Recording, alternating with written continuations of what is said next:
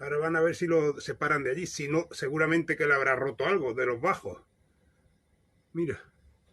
Porque se la ha llevado como un misil para allá. Mira el remolcador.